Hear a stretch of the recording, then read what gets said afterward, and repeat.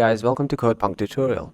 Today we are going to integrate Redux framework in our React application. So what is Redux? Redux provides a shared state that you can use across all of the components without passing the data to the props. So let's see how we can integrate Redux into our application. First of all, you just need these two packages, Redux JS toolkit and React Redux in your application to start using Redux. I'll just list them out over here, and also in the description you need to install these packages. And how you can do that is just simply running the command npm install and passing those names just like this. Okay. After that, first we need to create a store. A store is something that is going to be shared across all the components. So how do we create a store in Redux? Okay, first of all, we need to import configure store from Redux JS toolkit. And we also need to import the create slice from the same package. The first step is to create a store and wrap the application in the store. How do we do that is we simply come over here and we create a new constant called store, and we call the configure store method and we give it an object. And in that object, we need to pass a reduces key, and in that we need to pass the store we have to create. And we're going to create that store by calling the create slice function later. But first, we need to wrap our whole application in a provider of Redux. So we need to simply import the provider from React Redux and wrap the whole application code in that provider. We're simply going to pass that store as a prop. Okay, our next step is to create a reducer. Now, we have to create a reducer and pass that to the store over here so we can access that in our application. To create a reducer, we're simply going to import the create slice method and create a new constant over here as reducer and call the create slice method.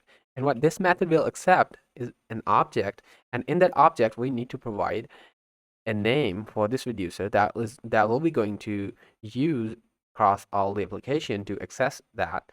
And another one is going to be an initial state of this reducer. So we're going to simply pass a simple object, an empty object over here. And the next thing is going to be reducers over here. Now, these will be the actions that we will use to modify the state across our application. Now, initial state can be anything like an empty string or object or an array, but in this case, we're going to make it an object. So let's create our first reducer action over here. And how we're going to do that is simply create a method which will be like set message, and every reducer action will accept a state parameter, and you can modify that state parameter in a way. So if I go and set the name to John, and I can say over here, set the name to simply Mike. Now when we will call this action, it will set the name in the state to Mike, that was John. And then across the entire app, wherever we are rendering this name, that will be changed to Mike.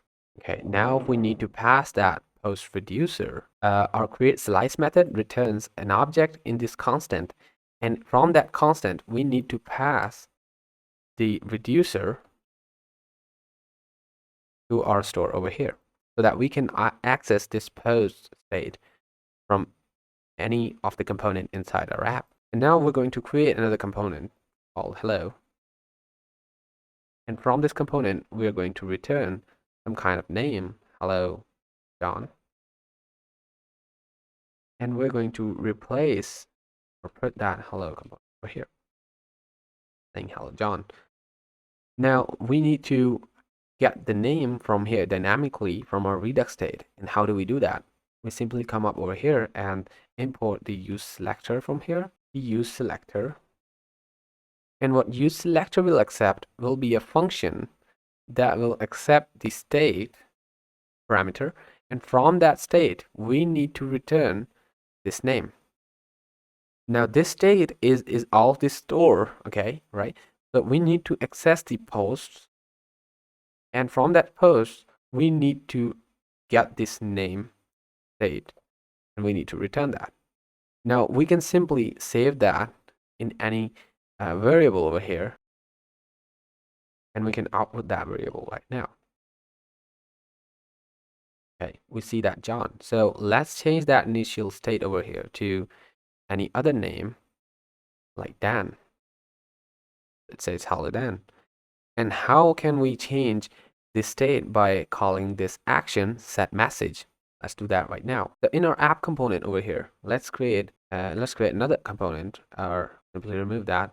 And in that hello component, let's create another button. Right, we'll use it fragments.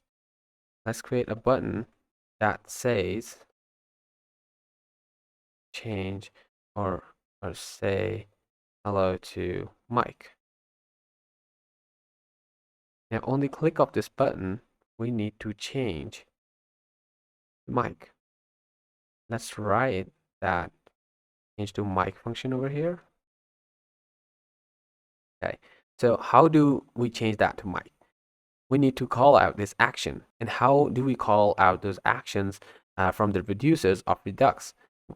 For that, we need to use another hook, and that is called use dispatch.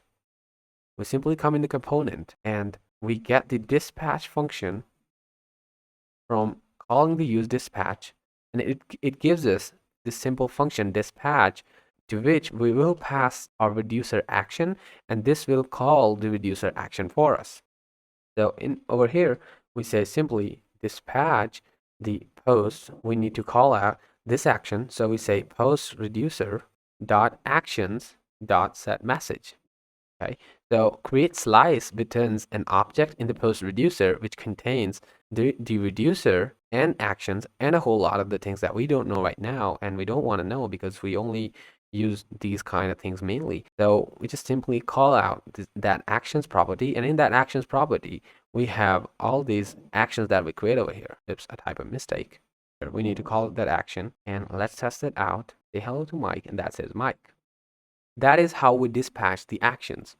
But wait, how do we change that to something that we want? We don't want to change that to Mike forever, right? We want to change it to something like we call that out. So let's just simply come over here and create an input. Okay, create an input. On change of this input, we set the name to value, and up here we create a state variable called your name, and set name and call the state. Okay, so right now we want to set this name to whatever we write in this input, and whatever we write in this input goes to this state variable. So we want to dispatch this action with some parameters, and how do we do that? We do that simply in the payload. Our actions can accept the state and a payload. Payload is optional. You can create actions without a payload like we just did. And in the payload, you can accept the parameters. So I'm going to simply console.log this payload over here. How do we provide that payload, right? So we can simply provide that payload by just passing the data over here with the dispatch. And we pass that data over here in the parameters of this action, and we can pass it anything like an object or a string or a number or array or anything you want. So we're going to simply pass the name over here. If I say hello to Mike, we see that payload is an object, and in that we got a type and the payload, right? So we can simply call this action, and over here we can access action.payload. So we say, okay, that is our payload. Now we need to pass that payload to our state and set that to name. So if we type any name over here, we say John, it is hello John. And if we have a lot of components which use this state, so we say another component we have that is called by, and in that we're also getting the same name from this store, and we're calling out by name. Let's write that over here. Okay, by Not in there, but over here. Okay, so if I update this right now, it is going to be updated across our application in all the components. That is the magic of the Redux. Thank you for watching, guys. Don't forget to subscribe. See you in the next tutorial.